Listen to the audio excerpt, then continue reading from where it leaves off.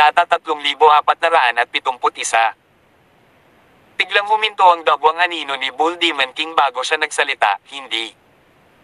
Tanang lugar na ito. Ito ba ang sinaunang daan? Taurus, hindi ba sealed ang ancient path? Paano nakapasok ang mga tagalabas doon? Taurus pala ang pangalan ng lalaking ito. Agad niyang sinabi, Lolo, hindi ko rin alam. Nakarating kami sa dulo noong una. Ang sinaunang landas ay karaniwang nasa ilalim ng kontrol ng Demon Bull Tribe, ngunit hindi ko inaasahan na makikita ko sila sa dulo ng passage na ito. At ang dalawang iyon ay mga miyembro ng Immortal Phoenix Tribe. Ang Immortal Phoenix Tribe. Tumingin ang Bull Demon King sa Phoenix Empress at Phoenix. Oh. Dalawa lang sila na may halong bloodline mula sa Branch Tribe. Patayin mo na lang sila, pero ito. Itinuro ng Bull Demon King ang Titan Princess. Haha. May babae talaga sa Titan Tribe. How wonderful. Hinahabol nito ang Titan Queen noon, ngunit ang B** na iyon ay tumingin sa akin at sinabing mas pangit ako kaysa sa unggoy. Siya ay talagang bulag. Taurus, hulihin mo ang babaeng ito mula sa Titan Tribe at gagantimpalaan kita ng mabuti. Tanong ni Taurus, Lolo, gusto mo ba siyang maging lola ko? Pwede ba? Oo, kaya mo. Sa pag-uusap ng lolo at apo, si Alex at ang iba ay nakikipag-usap din sa isa't isa. Ang kasalukuyang sitwasyon ay malinaw na hindi tama ang Taurus, lamang ay mahirap harapin. Bilang karagdagan, nagkaroon ng projection ng Bull Demon King. Malaki ang posibilidad na mapuksa ang grupo. Sa sumunod na segundo, ang madugong anino ng Bull Demon King na iyon ay sumugod sa katawan ni Taurus. Ang katawan ay itinatago lumalawak na parang lobo. Tinadyakan niya ng malakas ang lupa gamit ang isang paa na pumutok. Ang nakapalibot na kawan ng mga toro ay umungal, at sa wakas ay gumalaw muli sila. Hindi nila pinansin si Alex at ang iba pa, ngunit umaban sila. Ulalas ng Phoenix Empress, hindi na natin hahayaang sumugod ang kawan ng mga toro na ito. Mawawala ang mga Rowan kung maningil sila sa kanilang pamilya. Inarang sila ng Phoenix Empress sa unahan habang nagpapadala ng signal. Isang maliit na Phoenix ang lumipad pabalik upang iulat ang balita.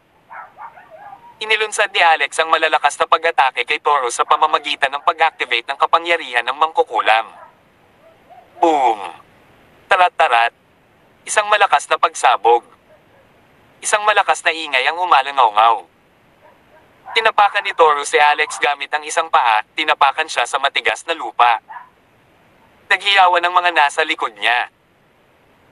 Gayunpaman, sa susunod na segundo, lumubog si Alex mula sa Taurus kasama ang Immortal Butcher sa kanyang kamay sa isang ambon ng dugo. Sa sandaling iyon, lumitaw ang gininto ang liwanag mula sa kanyang katawan, at hindi mabilang na ron na nakabalot sa kanya. Ang gininto ang katawan ng isang Buddha ay bumangon mula sa lupa at ibinagsak ang kanyang palad. Buddha! Paano ito posible? Isang kakaibang sigaw ang kumawala sa mga labi ni Taurus. Ipinatawag ni Shelly, na nasa likod ni Alex, ang Folly Bridge ng Persephone. Ang Folly Bridge ng Persephone sa pagkakataong ito ay iba kaysa anumang oras noon.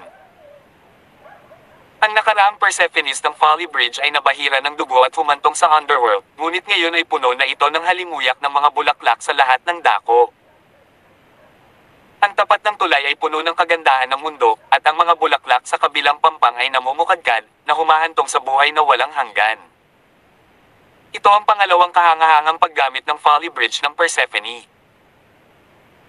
Nang pinuhin at pinagsama ni Alex ang gulong ng buhay ng Buddha matapos itong makuha, ang Buddha noong panahong iyon, ang tulay ng Persephone's Folly, at maging si Shelly mismo ay tila naging pinakamahusay na kasangkapan para kay Alex. Hinawakan ng gintong katawan sa likod ni Alex ang Folly Bridge ng Persephone at biglang binalot si Taurus. Namumulaklak ang mga bulaklak sa kabilang baybayin. Ang kaluluwa ay nagbabalik sa kanlurang paraiso. Taurus, umatras. Tigaw ng Bull Demon King at sabay-sabay na lumabas sa katawan ni Taurus at tumakas, walang pakialam sa kanyang apo. Taglit na natigilan si Taurus, ngunit nawalan siya ng pagkakataon sa sandaling ito. Ang Taurus ay napapaligiran ng malawak na iba pang mga bulaklak sa baybayin. Habang umiindayog ang mga bulaklak, lumutang ang isang puting kaluluwa ng katawan ni Taurus. Nakatayo sa Folly Bridge ng Persephone, sinabi ni Shelley, isuko ang kasamaan upang makamit ang kaligtasan. Daan sa daan, tulay sa tulay. Mula ngayon, ang kaluluwa ay babalik sa kanluran, at ang kanyang katawan ay magiging banal. Whoosh! Bumagsak si Taurus sa lupa at naging isang gintong katawan, ngunit nawala ang kanyang walang hanggang kalayaan. Ang Bull Demon King ay nagalit. Ikaw talaga ang present Buddha. The asterisk starred. Maghintay ka lang. Babalik ako. Mamulong ang gininto ang katawan ni Alex. Gusto mong sumama at umalis kung gusto mo. Paano magkakaroon ng ganoong madaling gawain? Sumuko o mamatay. Nasa sayo ang desisyon. You are trying to me. Hindi mo ba alam kung sino ako?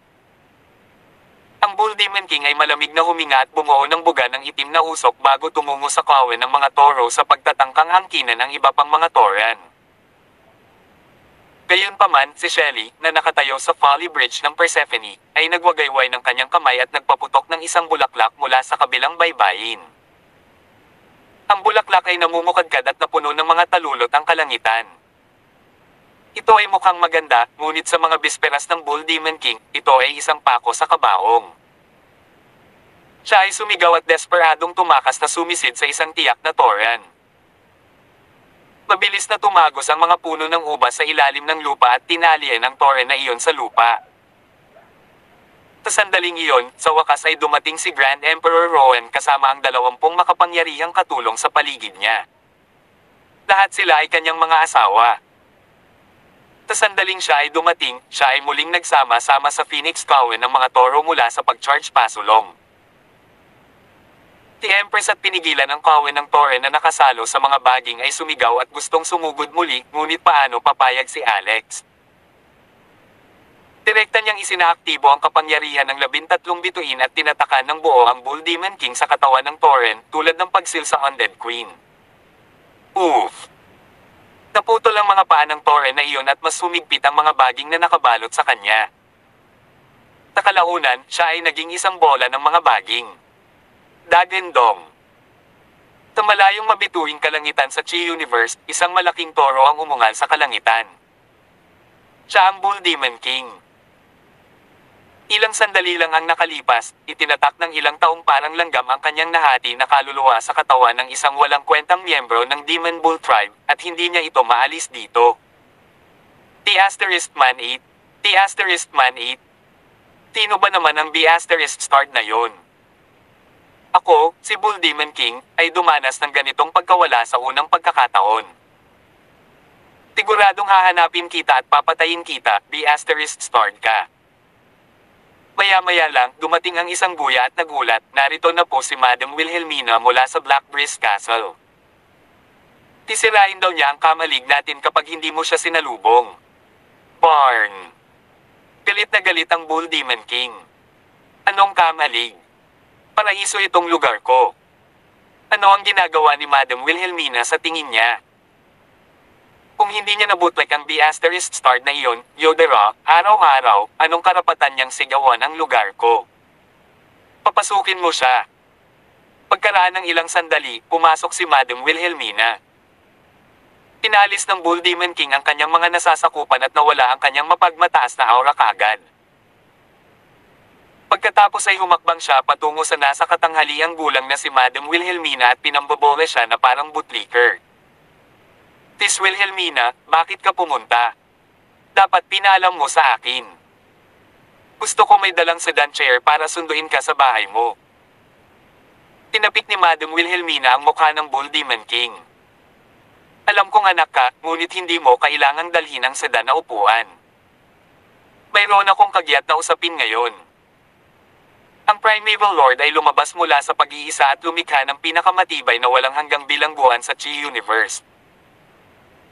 Kawakas ay mahuhuli na niya ang masasamang demonyo sa kabila ng langit, ngunit kailangan niyang gamitin ang sinaunang banal na artifact sa sinaunang daan. Hindi ba sinabi niya sa iyo na pumunta doon? Bakit hindi ka umalis? Sa sandaling marinig ng Bull Demon King ang bagay na ito, siya ay nagalit. Sis, kakausapin ko lang ito. Kinuha ng apo kong si Taurus ang 1,000,000 miyembro ng Demon Bull Tribe sa Ancient Path, ngunit napatay siya doon. Ang isang projected avatar ko ay naitatak din sa isang toro magpakailanman, nakatumbas ng pagiging annihilated. Ano? Nagulat si Madam Wilhelmina. Ang ganyang eksperto ay umiiral sa sinaunang daan. Sino ito? Namumungay ang mga mata, ang Bull Demon Kings ay bumulalas kay Madam Wilhelmina, Buddha. Ang kasalukuyang Buddha. Ha? Dahil sa pagtataka, napasigaw si Madam Wilhelmina at napabuntong hininga. Sigurado ka bang ito ang kasalukuyang Buddha? Sumagot ang Bull Demon King, ginamit pa niya ang namumulaklak na iba pang mga bulaklak sa baybayin at ibinalik ang kaluluwa sa paraiso. Paanong hindi siya ang Buddha? Malinaw ang gulong ng buhay ni Buddha sa kanyang katawan. Kung ako ay nagkakamali, dukitin ko ang aking mga mata at hayaan mong sipin mo sila na parang bola. Pabalik-balik ang takbo ni Madam Wilhelmina. Ito ay isang mahusay na bagay. Kapag ang Buddha ay isilang na muli, tiyak na darating siya at pahirapan ang Primeval Lord. Kailangan kong bumalik ng mabilis. Isantibi muna ang sinaunang landas at maghintay ng balita tungkol sa akin. Pagkasabi noon, si Madam Wilhelmina ay naging uwak siya at lumipad palabas. Ang Bull Demon King ay nagluwa ng isang subo ng laway. Matandang hag, medyo mabilis kang tumakbo. Mag-ingat ka o huhulihin at iiho kita, munting ibon. Pagkasabi niya noon, lumipad muli ang uwak na iyon. Napatalon sa gulat ang Bull Demon King at mabilis na nagtanong, mahal na kapatid, bakit ka bumalik muli? Sabi ni Madam Wilhelmina, muntik kong nakalimutang sabihin sa iyo ang tungkol sa isa pang bagay. Ang pinakamalakas na mamamatay tao sa ilalim ni Lukhis Traso ay nagbalik. Nagulat sandali ang Bull Demon King.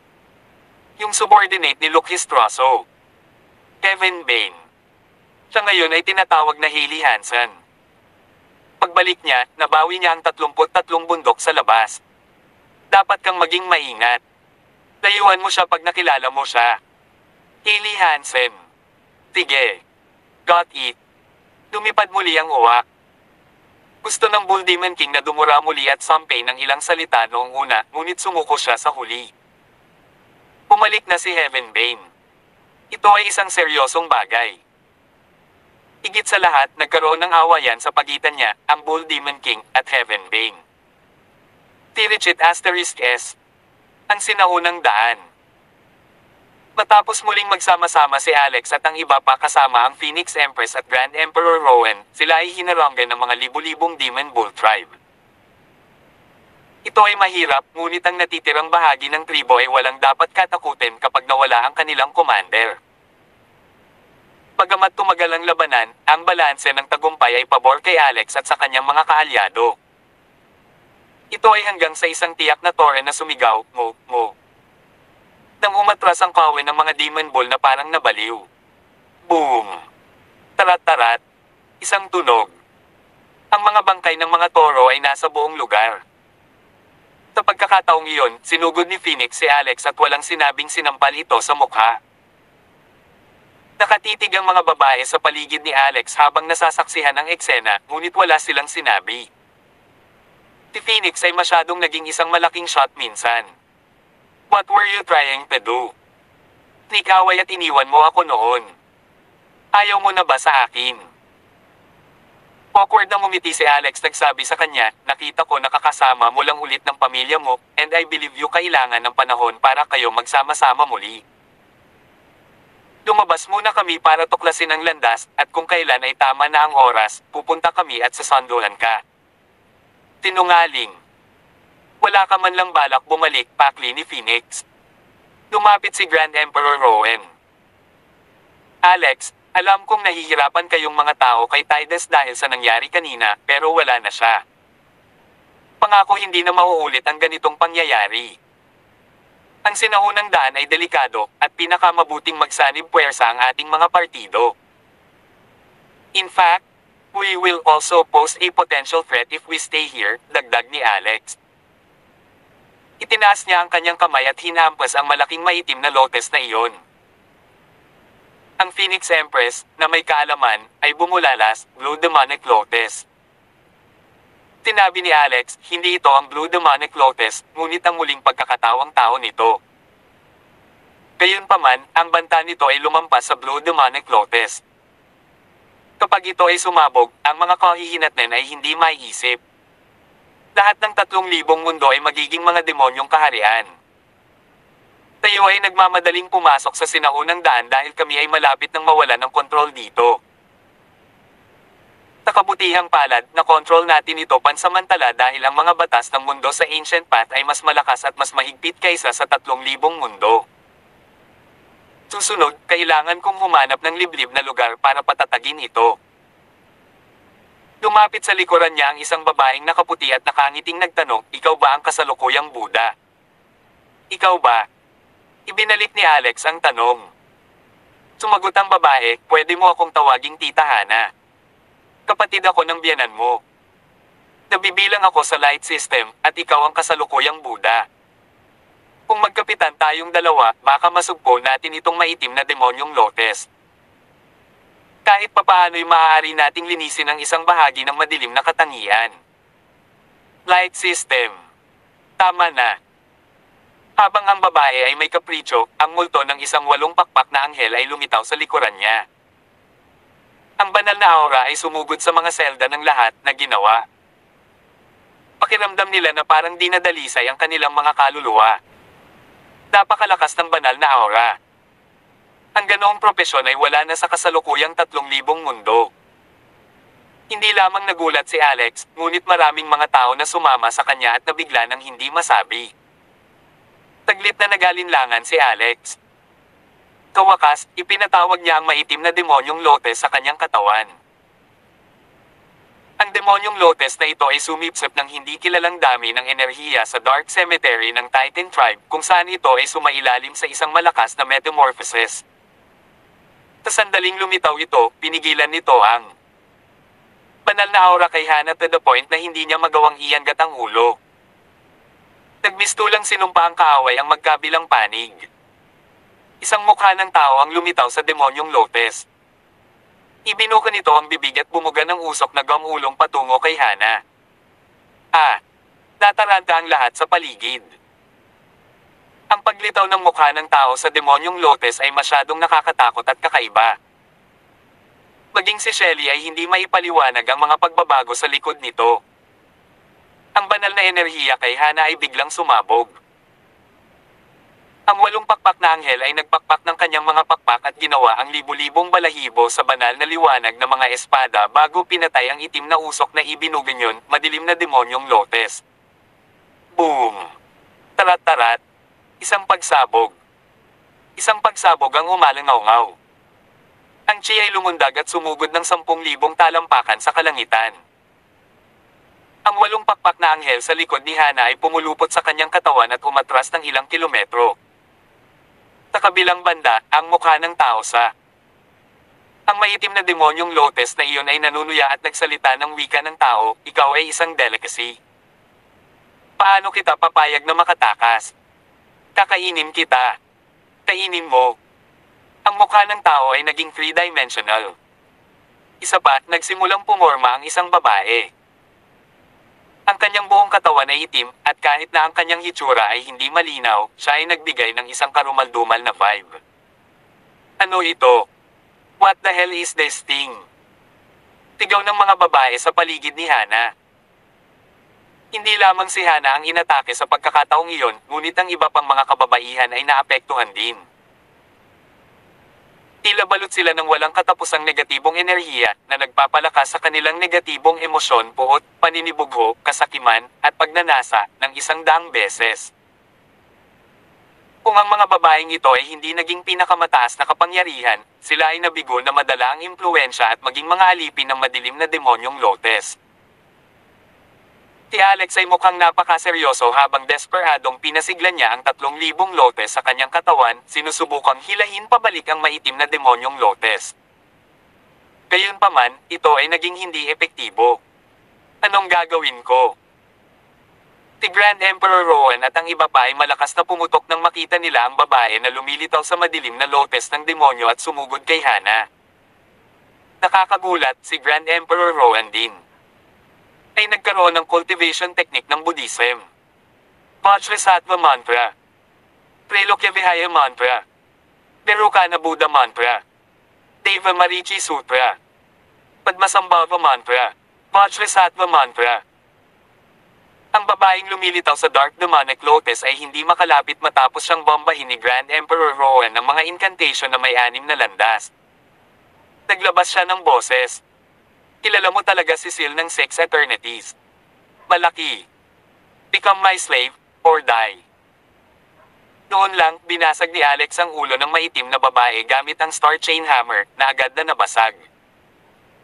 Muling lumitaw ang mukha ng babae sa Dark Demonic Lotus. Galit siyang sumigaw, Rockefeller, ikaw lang ang host na ginamit ko. How dare you rebel against me? Naniniwala ka bang sisirain ko ang iyong buong paglilinang? Sagot ni Alex, dahil ako ang host mo, ikaw ang anak na isinilang ko. Isang anak na babae na nagtangkang pumatay sa sarili niyang magulang, gayon paman. Ikaw ay taksil at hindi matitiis sa mundo. Bubugbugin kita, so ano ngayon? Itinaas ni Alex ang palad, patuloy na hinampes siya hanggang sa tuluyan na itong naging masunurin matapos ang 100 hampas. Naglakas loob siyang hindi lumabas muli. Tinamantala ni Alex ang pagkakataon at kinuha ang maitim na demonyong lote sa kanyang katawan. Noon lamang nakahinga ng maluwag ang karamihan.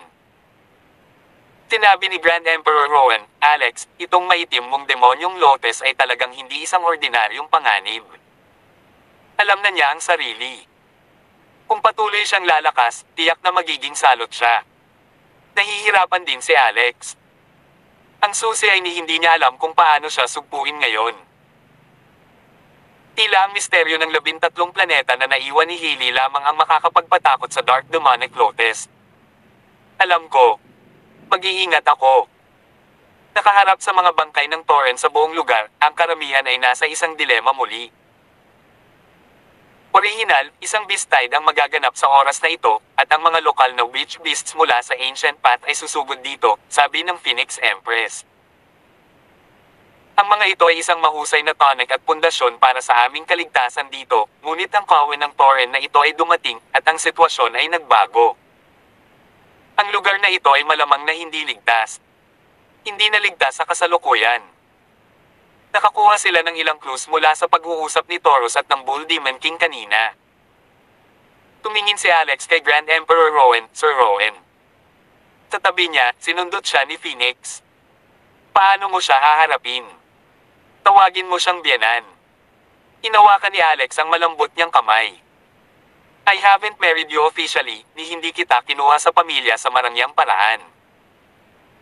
Hindi ba dapat maghintay ako hanggang doon para baguhin ang tono ko?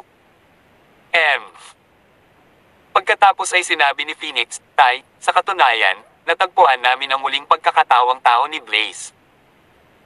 Tinala pa namin si Tita Lucretia pabalik mula sa Netherrealm. Ano? Tila tuwang-tuwa si Grand Emperor Rowan. Nahanap mo na si Blaze. Kasama ba talaga yung brat na yon si Xena Stormer? Kahit na gusto ng 2 taong iyon na tumakas, hindi nila kailangang tumalon sa Pool of Reincarnation. Ilang beses ko nang nakilala ang brat na iyon, si Dimitri Rockefeller. Kung ipinaliwanag nila ang kanilang sarili, tiyak na naiintindihan ko sila. Umiling si Phoenix. Yan ay isang pagkamali. Si Blaze at Xena ay hindi tumakas at tumalon sa Pool of Reincarnation. May nagtulak sa kanila dito. Hindi nagustuhan ni Xena si Blaze.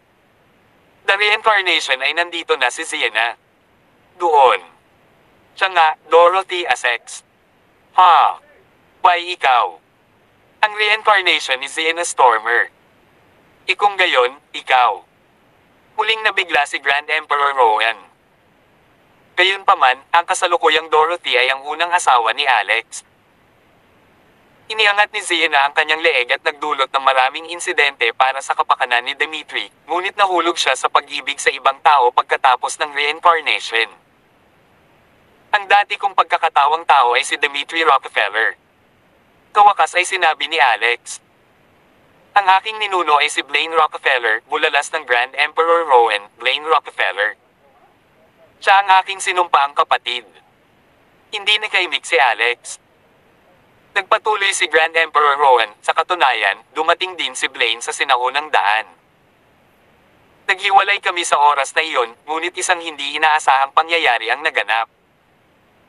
Pumasok kami sa Mist Valley ng Ancient Path One Way, ang iyong ninuno ay nakapunta na sa Chi Universe. Siya ay may isang nag-iisa, pero nagkahiwalay kami. Nga pala, walang hanggang banal na artifact na maaaring mases ang madilim na demonyong lote sa iyong katawan. Mist Valley. Nasaan na? Nasa unahan lang. Aabutin ng mga 3 araw ang paglalakbay.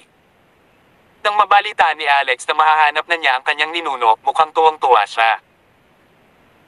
Higit pa rito, ang natitirang kaluluwa ni Dimitri ay nasa loob pa rin ng kanyang cardiac acupoint. Si Dimitri ay anak ni Blaine.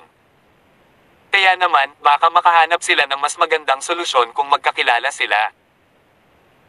Sinabi ng Titan Princess, ang kasalukuyang problema ay siguradong babalik ang Bull Demon King. Napakalakas ng projection niya. Kung siya ay dumating kasama ang kanyang pangunahing katawan, hindi namin siya mapipigilan. That's the point. If I can use the Dark Demonic Lotus, I can give it a shot. Sabi ni Alex habang nakasimangot. Sa sandaling iyon, ang Fanes Act sa loob ng dagat ng kamalayan ni Alex ay nanginginig ng husto at automatikong lumipad palabas sa isang tiyak na direksyon. Laking gulat ni Alex, isa itong kapansin-pansing sandata na hindi niya kayang mawala. Sige, titignan ko muna. Huwag niyo akong sundan. Tiyak na may natuklasan ang Fanes Axe. Mabilis si Alex, ngunit bahagya siyang nakasabay sa Fanes Axe. Makalipas ang ilang oras, nakita niya itong sumisid ng pasulong sa isang ambon. Mist Valley. Matapos ituloy ito sa hindi malamang oras, sa wakas ay naabutan ni Alex ang Fanes Axe. Gayunpaman, isang ginintoang lungsod ay lumitaw sa harap niya na naglalabas ng ginintoang liwanag na ambon. Ang Fanes Axe ay tumago sa ambon sa isang laso at dumiretso sa napakalaking Golden City sa unahan. F***, hintayin mo ako. Ilang sandali pa ay walang magawa si Alex. Kumaway siya at hinabol ang Fanes Axe. Sa kanyang pagtataka, isang hindi nakikitang hadlang ng mga batas ang lumitaw sa kanyang harapan. Bam! Malakas na hinampis ni Alex ang harang na nakita niyang mga bituin. Nabasag ang ilong niya sa dahan-dahang pagdaloy ng 2 dugo. Halos maputol din ang kanyang nasal bridge at incisors. Holy crap! May force field talaga dito. Dapat sinabi mo sa akin. Ang Fanes Axe, gayunpaman, ay napakalakas, direktang dumaan sa force field at nagmamadaling pumasok sa ginintoang lungsod. Bilang master ng spell formation, nanatili si Alex sa lugar at pinag-aralan ang force field para sa matagal na panahon, ngunit hindi niya alam kung paano ito intindihin. Weird. Anong klaseng force field ito? Hindi ko ma-decipher kahit na ginamit ko na ang spell formation sa Chi Universe. Kumunat ang noo ni Alex at medyo hindi mapakali. Hindi sinasadyang nakuha ni Dimitri ang Fanes Axe sa kanyang nakaraang buhay bago ito ibinigay sa kanya. Ang bagay na ito ay may kaugnayan din sa mga ancestor witches na pumasok sa ginintoang lungsod ng walang dahilan. Kaya naman nagtaka siya kung ano ang ginagawa nito doon. Ano ang dapat niyang gawin kung mawala ito? Hindi ko maintindihan ang lugar na ito. Susubukan ko sa ibang lugar, nagpa siya si Alex na maglibot sa force field papunta. Tingnan kung mayroong anumang mga mahihinang lugar na makikita niya. Maya-maya lang ay may narinig na siyang kaguluhan sa likuran niya. Dagendong. Ito ay isang nakakasira ng lupa na halimaw na dagendong. Lumingon si Alex at nakita niya ang isang mabangis na mukhang kakaibang halimaw na unti-unting lumalapit sa kanya. Namumula ang mga mata nitong parang kampana habang matamang nakatitig kay Alex na para bang siya ang pinakamasarap na pagkain sa mundo. Magwala ka. Hindi nagabala si Alex na makasama ang hayop na ito. Habang pumuputok ang aura sa kanyang katawan, lumundag ang aura na pagmamayari ng ancestor witches.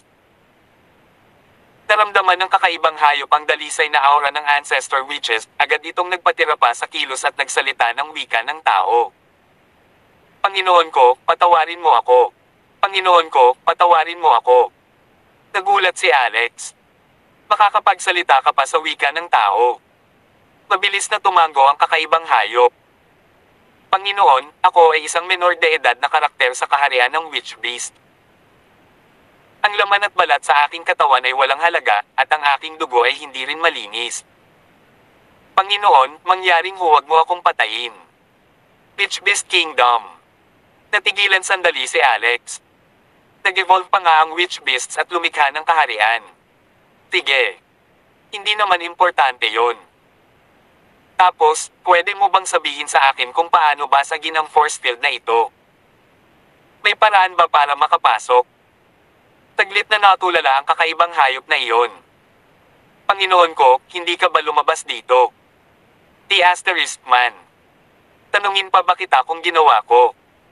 Sabihin mo sa akin dali. I have something urgent, and I need to go in.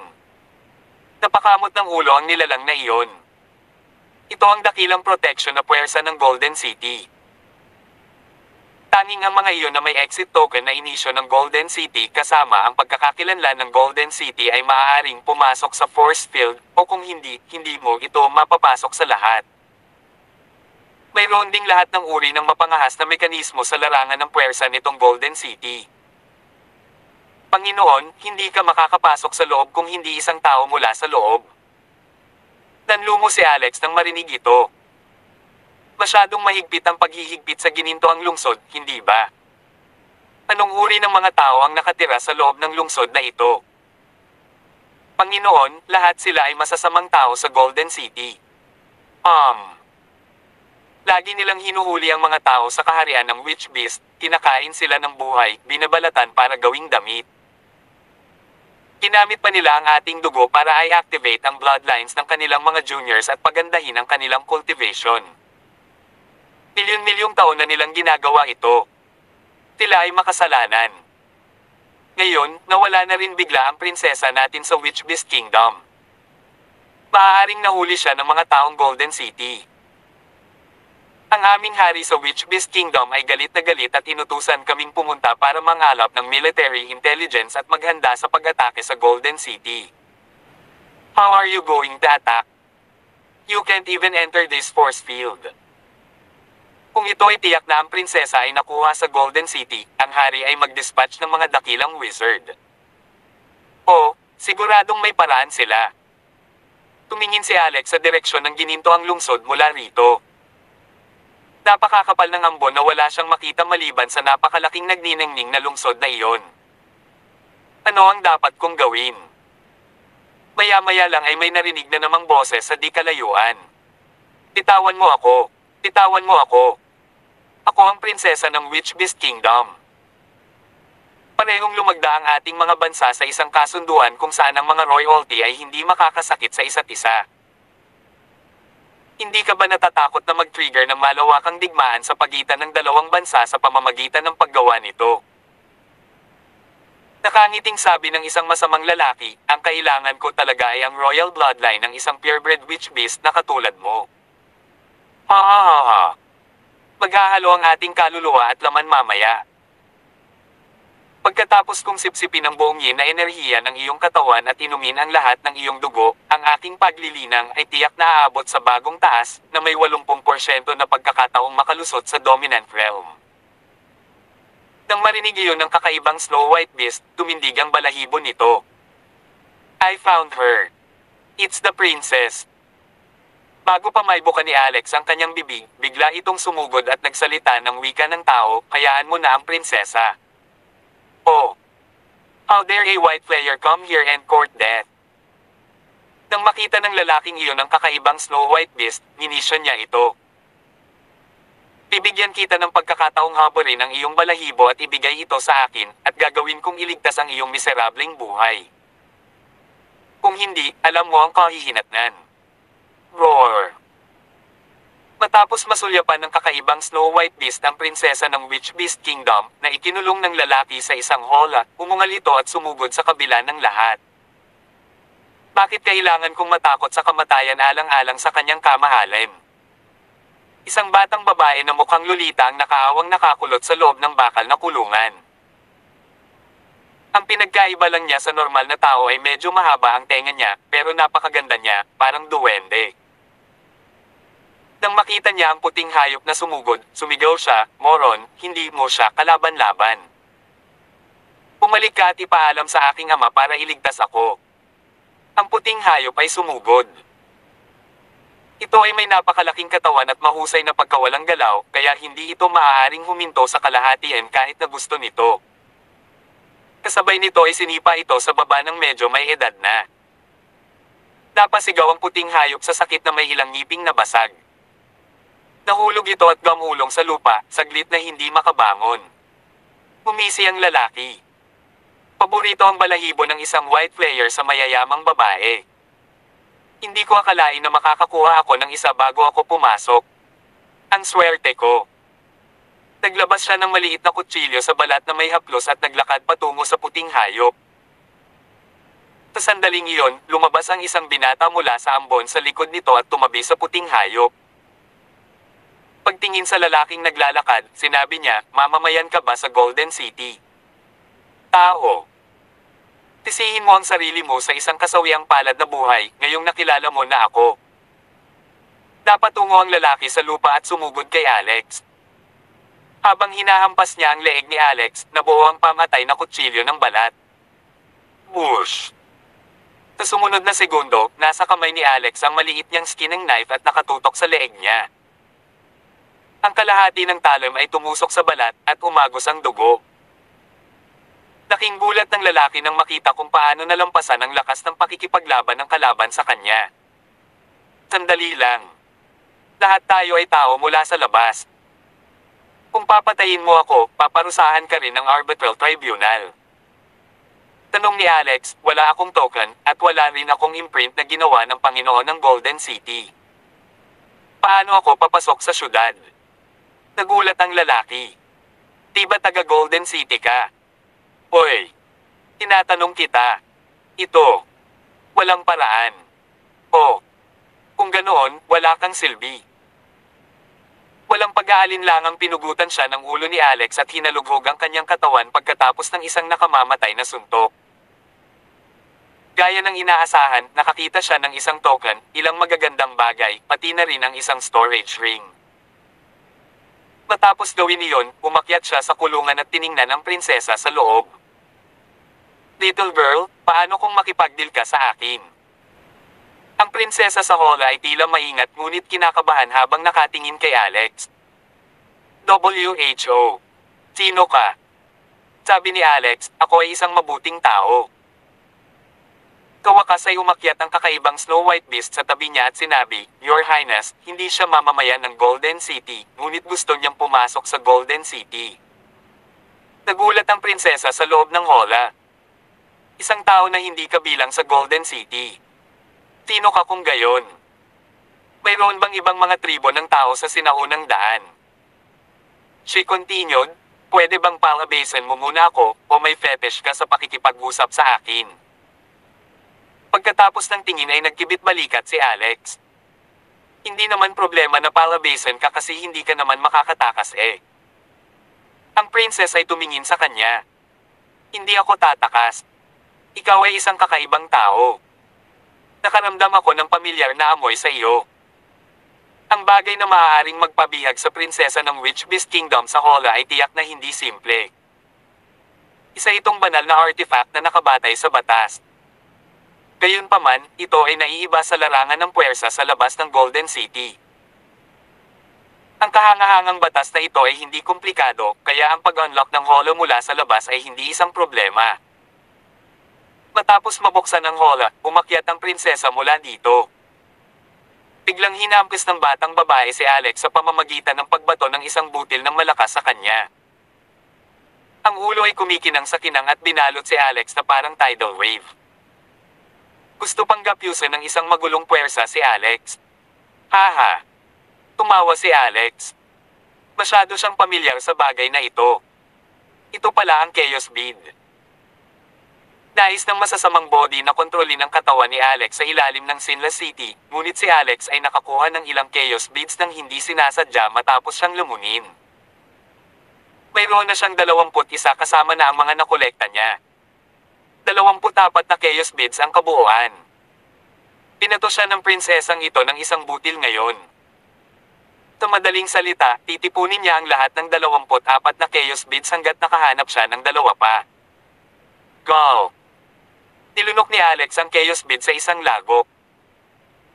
Pagkatapos, isang sariwa at buhay na chaos bead ang isinabot sa chaos tree sa loob ng palasyo ng isip na matagal nang lumaki bilang isang matayog na sinaunang puno. Hoy, little girl. May mga beads ka pa bang ganito? Hit me again. Hit me. Hindi ako lalaban. Sa mga mata ng mukhang batang prinsesa, si Alex ay mukhang isang pedophile sa kanyang kasalukuyang ekspresyon. How dare you? Eat my chaos bead. Iluwa mo dali. Ibalik mo sa akin. Sagot naman ni Alex, paano ko iluluwa ulit pagkatapos lunukin? Pag-isipan mo. Makakasubo ka pa ba ng kumpletong mansanas pagkatapos kainin? Tinanong ng prinsesa, ano ang mansanas? Tama. Paano magiging kwalipikado ang mga mansanas na lumitaw sa isang lugar na puno ng banal na enerhiya at mga katangian ng witch tulad ng Ancient Path? Kung ang isang mansanas ay talagang itinanim sa lugar na ito ay tiyak na magiging isang immortal na bagay tulad ng vermilion fruit o ginseng fruit pagkatapos ng isang panahon ng paglilinang. Isang uri lang ng prutas. Sige. Hindi naman importante. Higit sa lahat, may chaos beads ka pa ba? Gusto kong kainin. Masarap sila. I can't trade them with you for other treasures. Wala na. Yan lang ang chaos bead ko. Ibalik mo sa akin bago tayo mag-negotiate ng deal. Nilunok ko na at natunaw. Paano ko ibabalik sa'yo? Sabi ni Alex, oh. Paano ito? Kapag tumae ako sa susunod, maaari kang pumunta at hanapin ito. Marahil ay makakahanap ka ng kaunting enerhiya sa tae. Ikaw ay masyado kang nakakadiri. Palihim na napabuntong hininga si Alex. Tila hindi nagsisinungaling ang batang babae. Wala siyang ibang chaos bead sa kanyang kamay, kaya paano niya iluluwa ang kanyang nilunok? Let's get down to business. Sabi ni Alex, ngayong nailigtas na kita, oras na para pag-usapan ang mga tuntunin natin. Ano ang sinusubukan mong gawin? Nabalitaan ko na ang iyong mahusay na wizard ay may paraan upang makalusot sa Golden City, tama ba? Nang sabihin iyon ni Alex, may napansin din siyang mali. Nais ka ng lalaki na kaladkarin dito ngayon, ngunit hindi ka isang mamamayan, at wala kang token o marka sa iyong katawan. Kaya ka pa ba niyang kaladkarin? What would happen to you? Pumuso ang prinsesa. Hindi mo ito alam. Mukhang hindi ka talaga taga Golden City. Namamamayan. Kapag nadrag ako sa force field na ito, hihigpitan ako ng mga batas sa loob at hindi ko na magagamit ang alinman sa aking cultivation. Hindi ako magiging iba sa isang pile. Ganun ba? Pilyo ang prinsesa kaya hindi siya pinagtiwalaan ni Alex. Ang pagdinig ng isang bagay ay maaaring nakaliligaw, ngunit ang nakakakita ay naniniwala. Gumawa siya ng salamin na imahe at kinuha ang token na nakuha niya mula sa patay na tao bago naglakad papunta sa force field. Gaya ng inaasahan, sa sandaling pumasok siya dito, isang malakas na puwersa ang pumipigil sa kanyang katawan. At isang mahiwagang puwersa ang nagbuklod sa lahat ng kanyang paglilinang. Nagkaroon pa nga ng surge ng isa pang apocalyptic force. Boom! Tarat-tarat. Isang tunog. Isang kulog ang tumama sa kanyang ulo na tuluyang nabasag ang kanyang salamin. Holy crap! Tila personal na naranasan ni Alex ang ganoong uri ng kawalan ng pag-asa sa sandaling namatay ang imahe ng salamin. Nakita mo, di ba? Mamamatay ka lang kapag sinubukan mong pumasok. Nakakainis ang itsura ng prinsesa. Ilagay mo yan sa tubo mo at pahinugan mo. Tsaka, ano ang maganda sa Golden City? Ang mga tao sa loob ay mga kontrabida o tanga. Gayunpaman, isang grupo ng mga tao ang biglang sumugod sa puwersa pagkatapos niyang sabihin iyon. M. Tinabi ko sa iyo na may isang taong sumusubok na lumampas sa field ng puwersa ngayon lang. Isang patay na mamamayan ng Golden City, isang white player, at isang batang babae mula sa Witch Beast Kingdom. Oh my, sino ito? Isang tao na walang marka. Saan ka nang galing? Magsasalita pa sana si Alex, mabilis na sinabi ng lalaking iyon, kunin mo siya. Whoosh!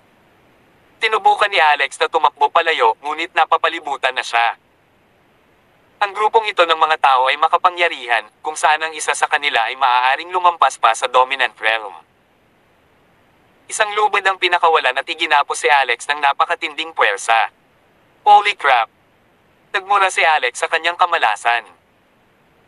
Ang mga tao ay malayong mas malakas kaysa sa kanya, lalo na't ang lubid na iyon ay isang makapangyarihang mahiwagang kayamanan. Kagad pagkatapos, ang prinsesa at ang kakaibang Snow White Beast ay nahuli din. Sir, paano natin haharapin itong iilan? May nagtanong. M. Mamamatay sila sa pagpatay sa isang mamamayan ng Golden City. Gayunpaman, ito ay isang kakaibang tao. Isang walang markang tao ang talagang nagpakita sa sinaunang daan. Maaaring siya ay isang tao na nahulog sa lugar na ito tulad ng 3,000 taon na ang nakalipas. Tinabi ng pinuno na tuklasan ng astrologist na isang grupo ng Tauren ang sumugod sa Mist Valley. Kakaiba ang pinagmulan ng mga taong iyon. Malamang na sila ay galing sa Chi Universe. They are from the Chi Universe. Ipasok mo muna itong iilang tao sa kulungan. Hahanap ako ng isang tao mula sa Inquisition Hall para gumanap ng soul pag-iilaw. Ang lahat ay malilinawan. Ang mga salitang iyon ay namangha kay Alex, ngunit higit sa lahat, hindi na siya makakalaban ngayon. Ilang sandali pa, ang tatlo sa kanila ay pilit na dinala sa force field. Ang prinsesa at ang white player ay nawala ang kanilang paglilinang ng direkta mula sa pagsupil. Dahil sa lakas ng loob, hindi nila magawa gumalaw. Nag-aalala si Alex na sa una ay bababa ang kulog, ngunit hindi ito nangyari. Isang puwersa lang ang pumipigil sa kanya. Ngunit pagkatapos, ang 13 planeta sa loob ng kanyang katawan ay nagsimulang umikot ng sabay-sabay. Kasalanan mo ang lahat. Kung hindi mo sinubukang tumakbo sa force field na may dalang token, paano tayo mahuhuli? Mahusay ngayon. Sabihin mo sa akin. Ano ang dapat nating gawin? Galit na galit ang prinsesa ng Witch Beast Kingdom kaya sinipa niya si Alex hanggang sa maliit niyang dibdib at nanginginig pa. Hindi rin inaasahan ni Alex na mangyayari ito. At least wala ka ngayon sa kamay ng kontrabida na iyon at hindi ka pinilit na magkaroon ng bestiality. Either, sabi ni Alex, bukod dito, hindi mauubos ang dugo sa loob ng katawan mo. Nakabaligtaran, talagang kumita ka. Anong bestiality? Galit na galit ang prinsesa habang pinipigilan ang kanyang mga pangil. Sino ang tinatawag mong halimaw? Ako ay royalty na may isang marangal na kadugo sa Witch Beast Kingdom. How dare you describe me? Bilang isang hayop. Ikaw ang halimaw. Isang mabangis na hayop. Isang pipong mabangis na hayop. Si Alex, Witch Beast Princess, at ang white player ay nakakulong lahat sa isang hola. Ang white player ay hindi nang ahas magsalita at itinuring ang sarili na hindi nakikita. Taglit nitong tinitigan ng prinsesa gamit ang maliliit na mata bago tumingin kay Alex, hindi raw nito maintindihan ang kanilang lalim ng pag-uusap, hinawakan ni Alex ang tenga niya. Ano itong tenga mo? Bunny girl or cat girl? Tinapakan ng prinsesa ang kanyang tiyan. F*** off. What bunny girl at cat girl? Mas advanced ang bloodline ko kaysa sa iyo, human. Tell you what. Kaming royalties ng Witch Beast ang pinakasinaunang at primitive at nagtataglay ng Supreme Seraphim bloodline. Anong bloodline? Seraphim bloodline. Paumanhin, hindi ko pa nabalitaan itong bloodline mo. Hindi ko kahit marunong sumulat. PP, walang pinag-aralan na tao. Nang marinig ng iilang tao mula sa Golden City ang away, bahagyang nagbago ang kanilang mga tingin at ekspresyon. Ang iilan ay palihim na nagpadala ng telepathic otomatikong mensahe sa isa't isa. Hindi pwede. Ang maliit na batang babae na iyon ay ang prinsesa ng Witch Beast Kingdom, isang royalty ng Zerefun clan. Kung alam ng mga mamamayan ng Witch Beast Kingdom na nakuha ng Golden City ang kanilang royalty, natatakot akong magagalit sila at sasalakayin ang lungsod. Ano ang dapat nating gawin kung gayon? Pakawalan mo siya. Ang prinsesa na ito ay kasama ng taong ito. Malamang may kinalaman siya. Alam mo rin na malapit nang mabuksan ang 9 Heavenly Realms. Ito ay isang kritikal na panahon ngayon at tiyak na bawal mangyari ang mga aksidente. Tiyang mga mula sa Witch Beast Kingdom o sa Chi Universe ay hindi maaaring dumating at mangistorbo sa atin. Ang mga mamamayan mula sa Witch Beast Kingdom ay hindi mapapansin hanggat sila ay pumasok sa Golden City. Sa kalaunan, si Alex, ang prinsesa, at ang White Flayers ay nakakulong sa piitang madilim, ngunit maliwanag na ang tatlo ay hindi lamang ang mga bihag. Nakita nila ang ilang bilangguan sa mga selda na naglalaman ng maraming mamamayan ng Witch Beast Kingdom sa daan. Matapos maramdaman ng Zerefun bloodline sa prinsesa, ang mga bilanggo ng Witch Beast Kingdom ay nabalisa. Prinsesa Bea, paano ka nakapasok? How dare those the asterisk man Golden City scums violate the contract and capture the royal heir of the Witch Beast Kingdom? They deserve to die. They deserve to die. Nagkagulo ang mga hayop sa kulungan. Ang malalakas na ingay ay bumulaga sa matitibay na mga selda ng bilangguan, na kung kaya't ang mga ito ay tumitama sa mga tainga. Gayunpaman, ang paghihigpit sa mga pinakamataas na batas ay umiral sa Golden City at pinawalang bisa ang kanilang lakas, at ang mga bilanggo dito ay tiyak na hindi makapagdulot ng anumang pagkawasak. Biglang umatungal sa galit ang mga opisyal na nag-escort kay Alex at ang iba pa. Silence. Papatayin ko kung sino man ang gumawa ng ingay na yan.